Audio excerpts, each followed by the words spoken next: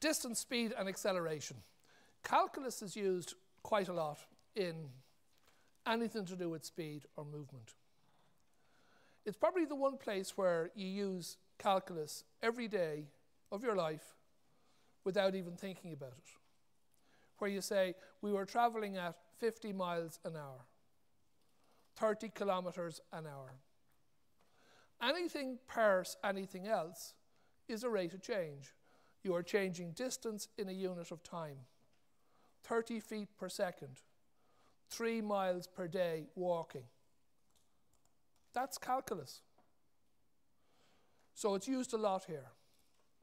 If you're staying stationary, okay, you're not moving. If you start walking, they say, well, how far did you walk in that minute, in that hour? What was your rate of distance change in that time? 30 miles an hour. Now, sometimes you're doing 30 miles an hour, or 50 miles an hour, or 50 kilometers an hour. You get on the motorway down the ramp, and you ramp up to 120 kilometers an hour in a very short period of time.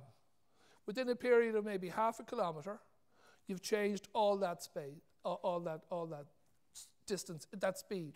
You were going at 50, you're now going at 120. What's happened in that time is you've started accelerating. You've changed the speed, not the distance, but the speed. So it's the rate of change of the rate of change of distance. Speed was just the rate of distance with time. Acceleration is the rate of speed change with time. So it's doing it twice. And you say, how fast did you go from 50 to 120? Oh, I did that in 3 seconds. Or I did it in 3 minutes. Or I did it in a fortnight. That shows how slow the acceleration is, gradually creeping up. So when they talk about, they do it here, but calculus is not just used for this. It could be the rate of unemployment is increasing a little bit. It's gone from 10% to 11 to 12. But did it do that over 3 years, or did it do that over 2 months? Was it rapidly changing or whatever? So all those things are important. People are interested in not just the derivative, but the second derivative. So this topic here on distance, speed, and acceleration shows how you use calculus in the physical world for questions to do with speed and distance. So let's get a few equations sorted first. Where distance is represented by S, that's the letter they use in physics and generally throughout the scientific community for S is distance. Sometimes they might use D in your equation, sometimes they might use H for height, and you can use anything there, but typically in your log tables they would typically variably go with S. And V is velocity, and ds dt is the rate of change of distance over time. So I went 3 miles yesterday, I went 10 miles in that 5 minutes at speed, or I walked 3 feet in the last hour. A is acceleration, and that's dv dt here. It's the rate of change of this one. And it's d2s dt squared. It's doing it twice.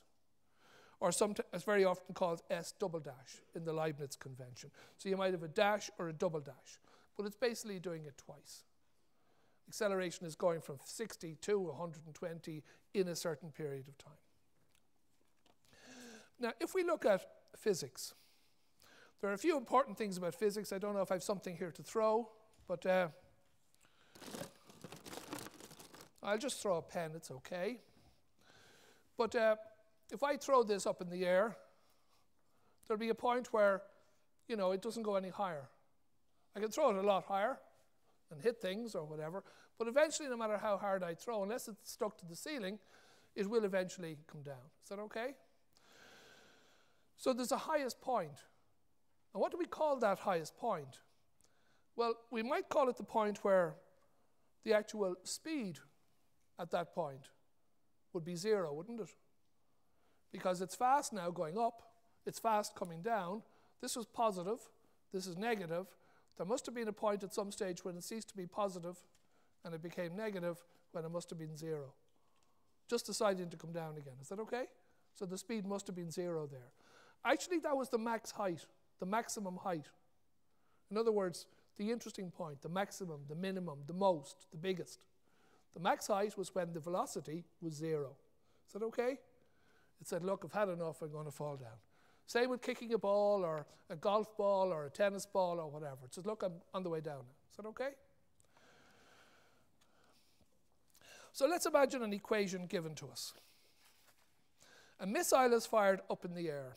The height, h, in meters of the missile above the firing position is given by h is all of this. Now again, if we can, we'll try and refer to, in this case, this will be our toolbox. There's always a toolbox section for every question, really. It's not the differentiation rules now, but it's just these two equations for velocity and acceleration, which we'll find handy. So we'll keep that rule box available to us. A missile is fired high in the air. The height is given by height.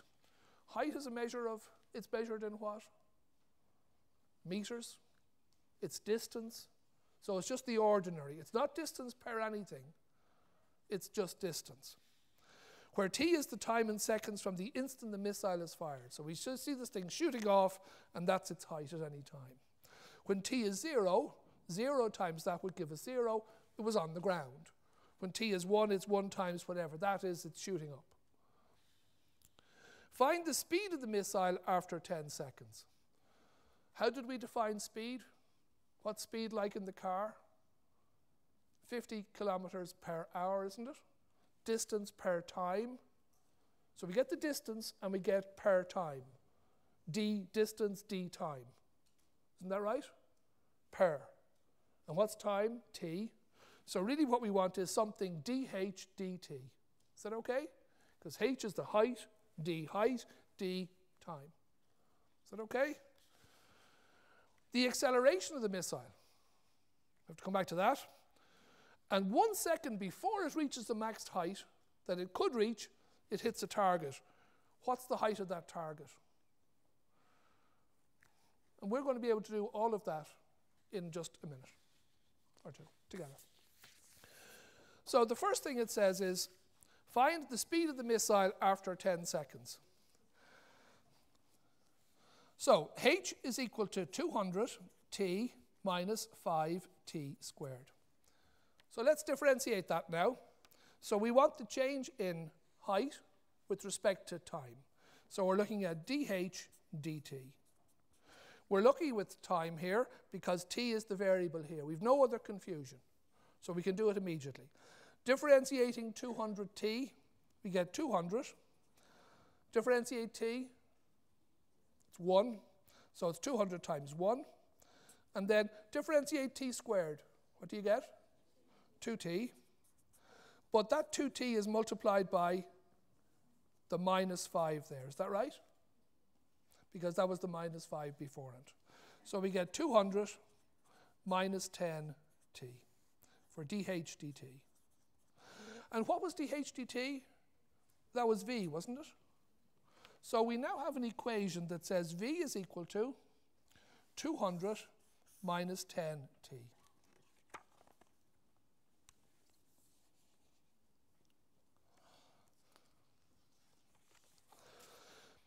But we were asked, so here we were asked for the speed after 10 seconds. V is dh dt. V is equal to dh dt, which is 200 minus 10t. But we want t after 10 seconds. So we now just say when t is 10, V is equal to 200 minus 10 times 10. 10 times 10, 100. 200 minus 100, 100. Is that okay? So the speed is 100 at t equals 10. So we've done the first part, and we go back now to the next question we're asked. And it says, find the acceleration of the missile. What was acceleration? Well, I think our general toolbox told us that acceleration was dv dt. We had to take the formula for v and differentiate it.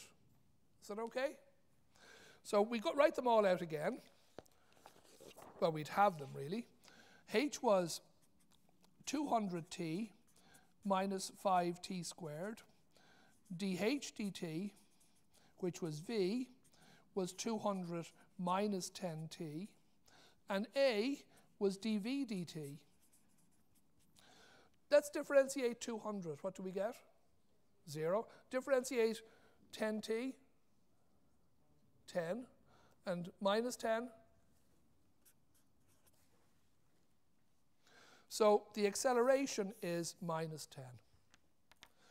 And actually in physics it's minus 9.8 or something like 9.8 meters per second. So that's very, very close to the reality.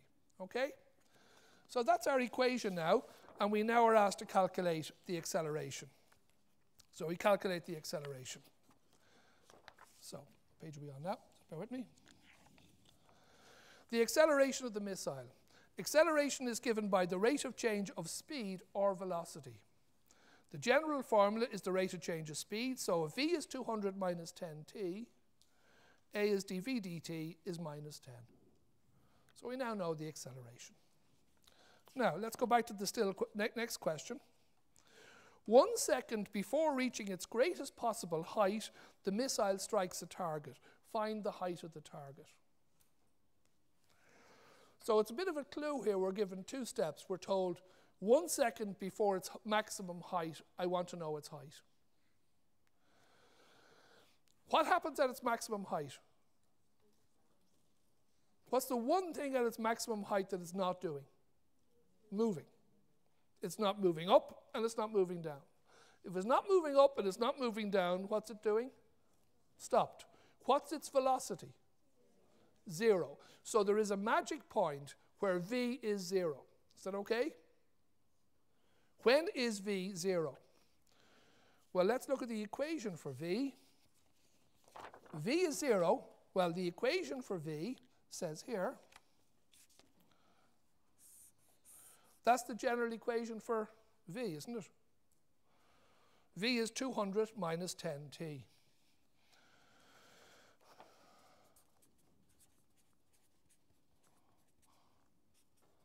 When is that equal to 0? Do you want to calculate that?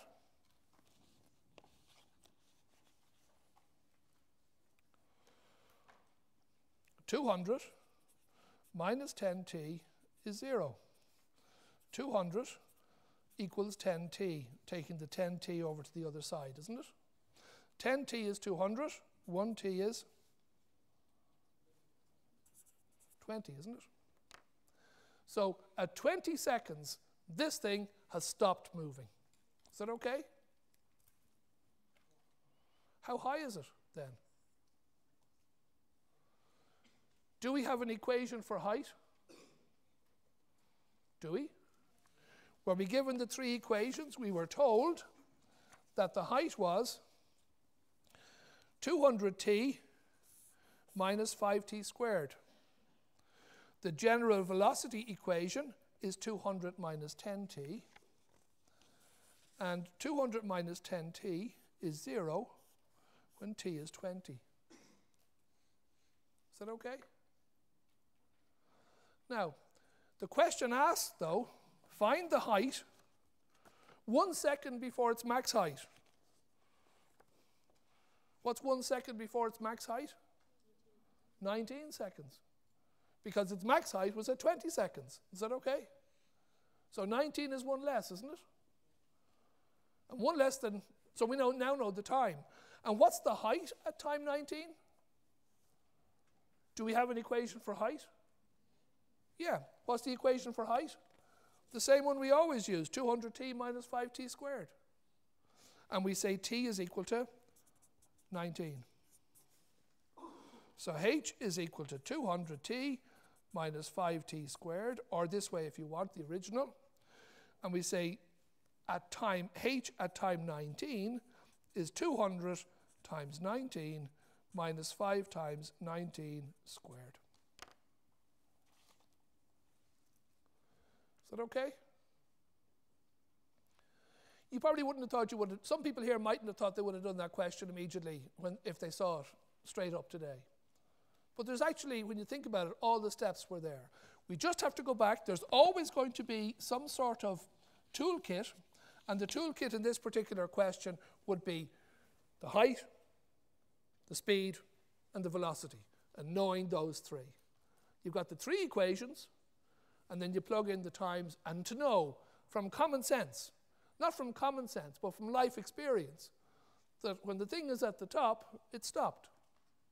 And equally, when it falls on the floor, what's its distance from the floor?